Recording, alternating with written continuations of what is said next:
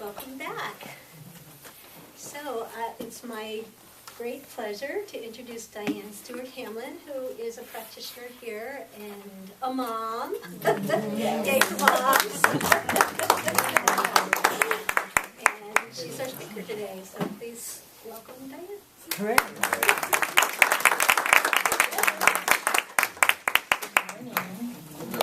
Happy Mother's Day. Same to you. To all the mothers and all the others that are mothers. Happy Mother's Day. I know that people mother in so many different ways. And so I want to thank you for every time you contribute to nurturing someone, giving them love or divine guidance or support or strength or a place to lean their head, a shoulder to cry on, or just listening ear. Thank you. I had such a time with this topic. I'm glad to see men, because the topic is celebrating the divine feminine, and you think, oh, I wonder if the guys are going to come.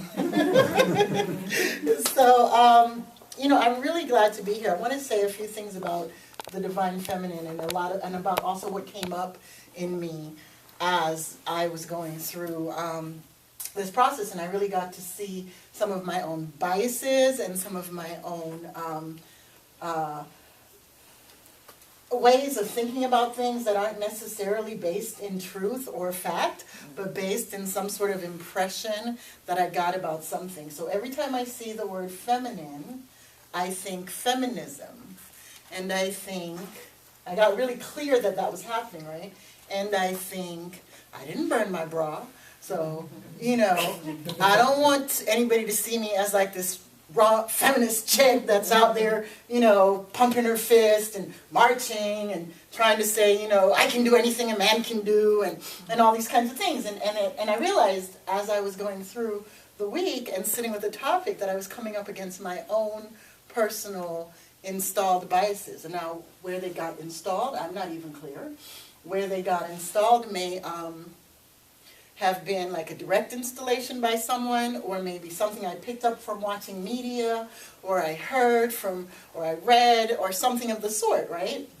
And what I realized was that bias was playing in the background. It wasn't something that I was living from actively. It was this idea in the background, and I went through a whole gamut of things about it, like, who is the feminist anyway, and why? So I had to really kind of bring myself around to where I became in alignment with what is true and real for me about feminism, and that being a feminist and feminism are not necessarily mutually exclusive, but they're not all one and the same either. That being feminine and the idea of femininity underlines and undergirds all things, right? Because every single living thing has the divine feminine in its DNA. And the reason why is because all things are birthed from feminine. No man or woman or living thing is in this planet having not come through first the feminine. You have to come through the feminine. So we all have these in our DNA, this divine, sacred presence of what it is. So everything has a feminine, which means that also everything has within it the masculine. But that's not our topic today. So we're going to focus on what is feminine and where is God in all of that, right? Because we do talk about spirituality, and we are talking about, what is the beauty of this divine feminine, and what is it to be feminine? It is everything. It is to be powerful. It is to be gentle. It is to be nurturing.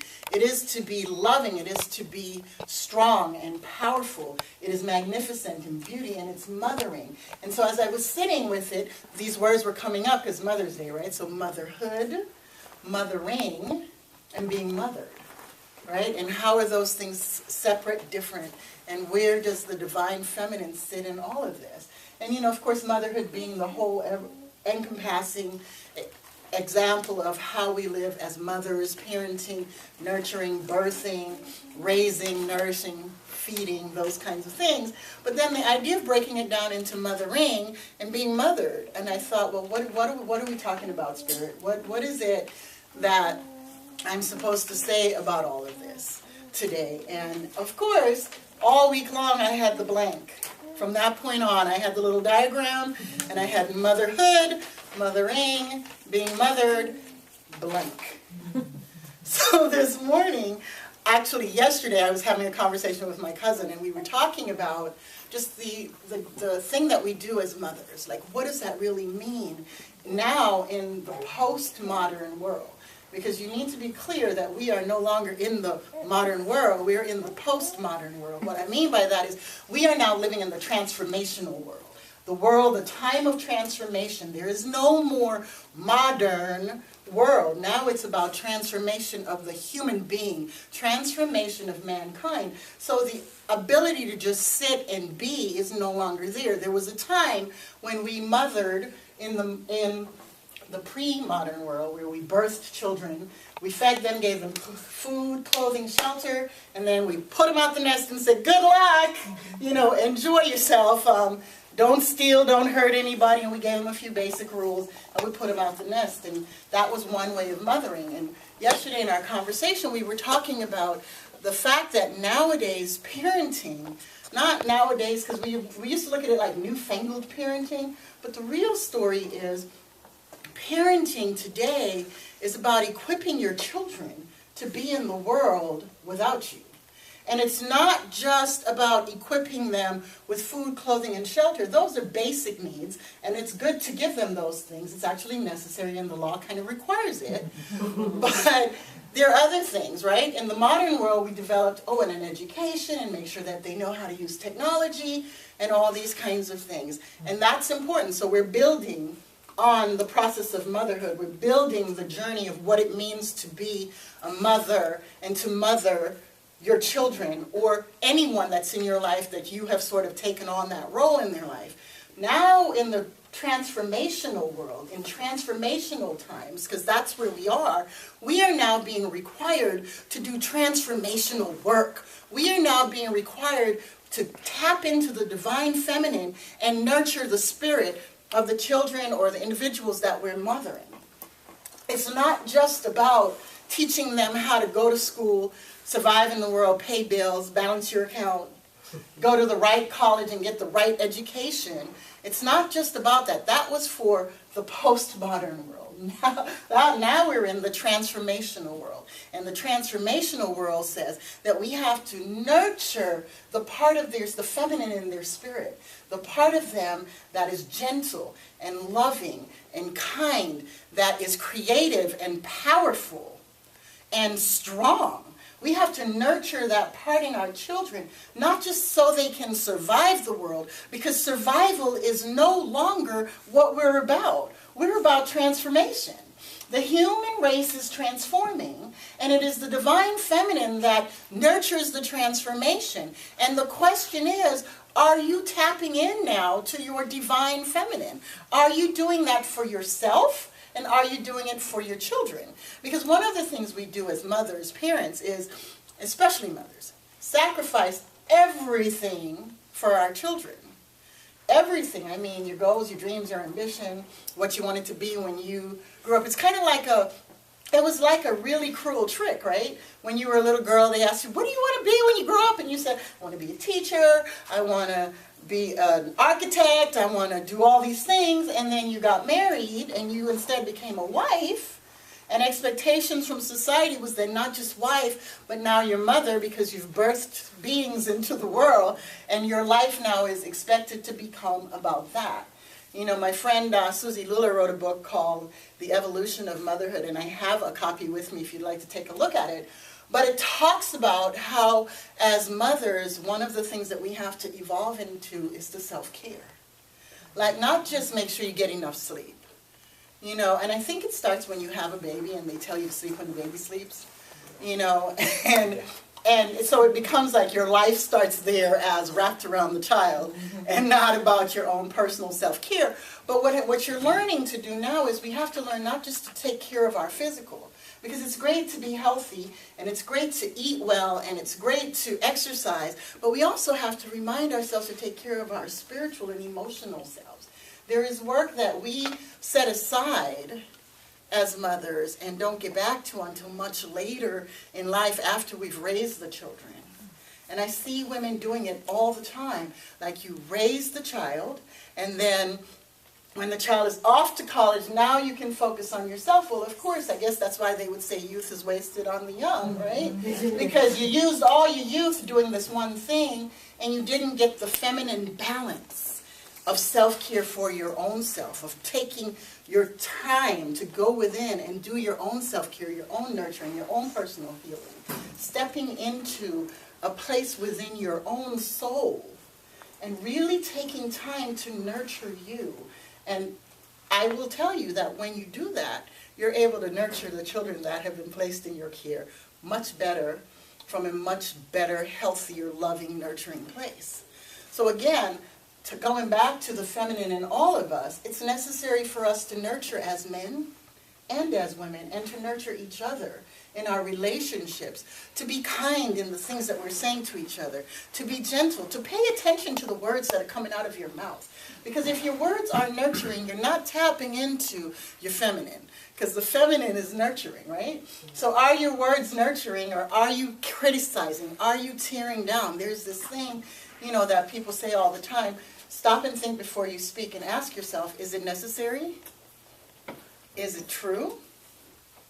Is it important that I say it right now? And is it loving? Stop and ask yourself sometimes, am I tapping into the part of me that nurtures and loves and supports? Or am I simply just tearing down in the negative or in the critique? And there is a place for critique. There is a place for honest, good, healthy critique. And that's also part of what it is to be soulful in your life and to be whole in your life. And being feminine does not mean that you're always doing something that's namby-pamby and, oh, honey, it's going to be okay, and, oh, baby. That's not what it means. It means also that you can tap into that place where you can say it's going to be okay, but you can also tap into that other place where it's time to, let's get fired up and ready to go. Let's get up and do what we need to do. Let's be strong. Let's be powerful. Let's be creative. You can only do that when you've nurtured that within yourself. You cannot nurture anyone or anything around you outside of the natural, basic nurturing things. But you can't nurture spirit. You can't nurture souls. You can't nurture hearts and minds. I recently came in touch with the fact that there's a child in my life who, whenever I see her, there's like this brokenness about her. And it's not like an evident, it's not right there. She shows up, she's a great student, she gets good grades, she does all these things, but there is a thing about her where she doesn't make eye contact. And you're talking to her and she looks down and she looks away and she looks at your nose and she looks at your forehead, but she's never looking in your eyes. And so the other day I was talking to her, and I came down to, because she's about so big, and I came down to her eye level. I was at their school doing some work, and I came down to her eye level, and I started talking to her. And I asked her how she was doing, and she said she was, I'm fine. And I said, well, no, really, how are you? And she sat there for a little bit, and then her lips started to quiver, and she said, I'm really tired. And her eyes filled up with tears. And I said, well, why are you so tired? And she started explaining to me all the things she had to do in her life and to get through every day. And I said, but you're on the honor roll, and you're always on the honor roll, and you're getting all these things, and it's so great. And she says, I have to do those things, because if I don't do those things, my mom's going to be really disappointed in me. And I thought, wow. I just thought, wow, and I just sat with that, and she's not my child, so I really I did not have the mother's permission to step in and say anything. So honoring the way that parent is choosing to nurture a child, I looked at her and I said, honey, you're enough. You're more than enough. And no matter what you do, you're always going to be more than enough. And I walked away with this sense of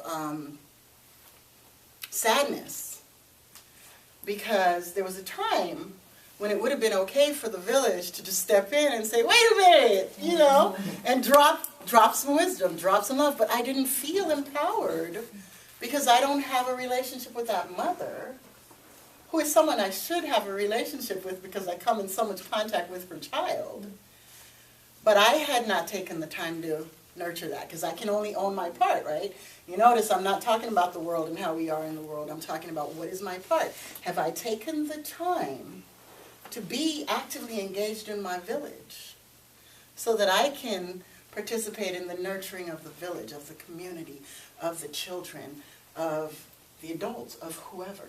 Or am I just going about my life without active involvement? And I saw a place where I had an opportunity. And so I kind of reached out to that mom, and the rest of that will be an unfolding experience for us. But what it told me was that that I had become an island. And that I had become an island that was not tapping into the feminine nurturing of the village. That I had not actually stepped into community and allowed community to lift me up and carry me and nurture me and give me, because now here's the other part. You realize I switched to talking about being mothered now. I had not tapped into the part of the community that could mother me, that would allow me to be mothered. And all of us needs both of that. We need the mothering, right? Well, the times when we're mothering, but we also need the times when we're being mothered. And I realized, again, that I had so become self-sufficient, or isolated, which is probably a better word for it, right? That I was living my life. It's sort of like when you play in the sandbox, you're playing next to the kids, but you're not really playing with the kids, you know? And I realized that there were lots of us in the sandbox playing next to each other, but we're not really playing with each other. Because our lives are so intense and we're constantly going, that we're not playing together, we're not creating together, we're not tapping into our great feminine power together, and we're not doing the healing together. So we're all playing along each other, and social media makes it really great to do that, right? Because everybody posts and everybody comments, and we post and we comment and we post and we share and we do all this stuff, but we're never really engaging with each other at all, not on a real level. We're not tapping into the feminine, we're not tapping into the ways that we can heal ourselves and heal our community. We're not celebrating our feminine, we're not even honoring it. We got to find a way, and the way that we do that is we start reaching beyond our safety zones, and we start really having conversations, not arguments. Not everything has to be about an argument or a debate or a tear down or my story is better than your story and I'm right or more right and you're wrong and here's why. It doesn't have to be that. We can just start dialoguing about what our basic needs are. What am I missing in my life? And you do that, you start with meditation. You start with becoming still, finding a time in the day where you're not so busy, where you're not doing your checklist of power mama or power daddy or power business owner, where you're not climbing whatever proverbial ladder it is, where you're not checking off like I did the groceries, I did this, I did that, where you can just stop and be with yourself and really say, what do I need? Not the things that I'm chasing. What do I need? Do I need a moment to just breathe? Do I need time off every day to rest? Do I need yoga? Do I need an ear? Do I need support? Do I need someone to show up for me and just take over and let me just go to cruise control for a minute? Do I need someone to just come in and take care of this situation so I can have a moment? Do I need to rest? Do I need to stop? Am I hungry? Have I fed my body? Have I fed my spirit? Am I really taking care of myself, or am I just in survival mode? And when you come into that, be brave and courageous to find someone in your life and share that with. Not just tapping into, I have these unmet needs, but really turning to someone and say, I really need some company. Could you sit with me? Could we go to a movie together? I really want someone to go for a walk with me. I really want someone to take care of my kids so I can just have a minute. Could you come over and be that person for me? I want someone to listen to the music I just wrote. Could you just tell me how that's vibing off of you? I'd rather share it with someone, or to talk about this book I just read. but really tapping into. And then once you've tapped into what you need and you've shared it, encourage the person to be that person for you. Don't just tell them, oh yeah, I could use some company, and then disappear, right? I could use some company and then be available. You know, I would really like to have someone go with me to the movies, and then make a plan. Don't just talk about it, set an appointment. Get up off your butt and go be involved in community and start nurturing each other.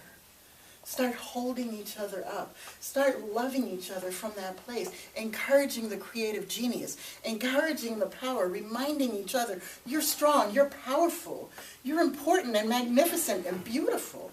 Reminding each other that it's okay to take time off. Reminding each other that you are strong. Yes, you can have dreams even if you're 50, even if you're 60, even if you're 75. Let's do it. So you didn't do that back when you were 22 and now you're 52? Let's do it and support each other and nurture each other and build back the community that rests upon the divine feminine. But you have to start with you and tap into yourself and take time with yourself and identify what's missing and then become willing and available, because the universe will draw onto you, will bring you right where you are what you need. Absolutely. So the moment that you say, I am tapping into this truth, and here's the really important piece, you have to be honest with yourself. If you're sitting anywhere and saying, I'm fine, I don't need anything, you're lying to yourself. There is no such thing. I'm okay, I don't need everything. I have everything I need. We're not talking about food, clothing, and shelter now.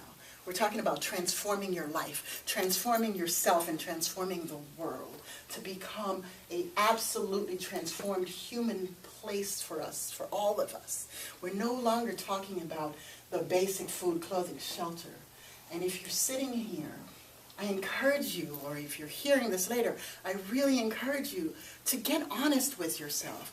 Tap into the silence and go within and really come into a truth about what is your heart's real desire. Be honest with yourself. If you can't say it out loud, write it down. And then once you've written it down, practice saying it out loud. Once you've done that, call somebody and tell them. Invite them over or go out to dinner and say, you know, I realize that I really want to write music. I really have this desire in my soul to write a book. I really have this desire in my soul to build a school for children or for grown-ups, or to be a mentor, or to whatever it is. Go in and tell yourself the truth. Because there's no such thing as, I'm okay, I don't need anything. If that's the case, you're done. And it's time for you to roll out, make a room for someone else. Because we're all here together. It is really true when they say no man is an island, no woman is an island. There is, if that was the case, there are enough stars, we'd each have our own planet, when we wouldn't need to be around each other in community. So get honest with yourself. Tap within, go within and really come into, what is it that I desire, right? And really go into that space and address what you desire. And then seek it. Allow yourself. Become willing to have it. It's funny, if you say it out loud just in the privacy of your home, watch how quickly it starts manifesting around you. You don't even have to call anybody. Just become willing to have your heart's desire. Become willing to say, you know what? I don't want to spend the rest of my life alone. I don't want to spend the rest of my life just going to work and paying my bills and one day hoping that I'll, retire somewhere. I really want to build a dream. I really want to have that. And when you say that to yourself, if you say it out loud, I promise you, just say it out loud in your bathroom, close the door, go in a closet and say it and watch what happens. All of a sudden, here you are manifesting, because the universe meets you where you are, and you will be surprised. I was talking to someone a little while ago, and out of his mouth came, I really want to sell this property. And like 2 days later came a phone call. It probably wasn't even that long. Came a phone call. Oh, I'm interested in buying your property. Property wasn't on the market. Property wasn't even listed. Property wasn't even in the best condition. It was just sitting there, and somebody said, hey, I'm interested in your property. Just in divine order, as you speak it, because as you believe it, it is done to you. It is done to you as you believe. It is what you believe. So the moment you say it out loud, you start to create a belief, and around it you start to build an energy. And the universe responds to you. Spirit is waiting. Spirit is calling you, saying, come, come, come. I'm here to give you everything. It is my desire to give you the kingdom. So come, call it forth. And so I'm inviting you to do that. You know, one of the things for me that I'm doing now in my life is really healing some of those misconceptions and misperceptions that I have, you know. And one of them is this thing about the feminist that I talked about earlier. I'm really coming in tune with what does it really mean to be a feminist for me? What does that mean? And do I need to be a feminist? Or can I just be myself and let that be enough? Do I have to label it? Does it have to be called a thing? Or is it true for me, that if I stand in my divine power and stand in my own spiritual authority, that who I will be won't need that label, because who I will be the person that's expressing my whole self. So I'm calling you, all of you, inviting you to call forth your own power, call forth your inner self, get honest, and tell yourself the truth and stop surviving. Make a decision to thrive. Make a decision to go to the next level of your life. Make a decision to not live the status quo, but to really have these moments that you have in this body, on this planet, to be powerful, loving, nurturing, creative, amazing, wonderful, and peaceful and fun. So I invite you to do that. I wish you again a happy Mother's Day. I hope you're doing something fun, or whatever it is that you're choosing for yourself today. I hope that that choice brings you great joy, and brings you peace, and brings you much love. Peace and blessings.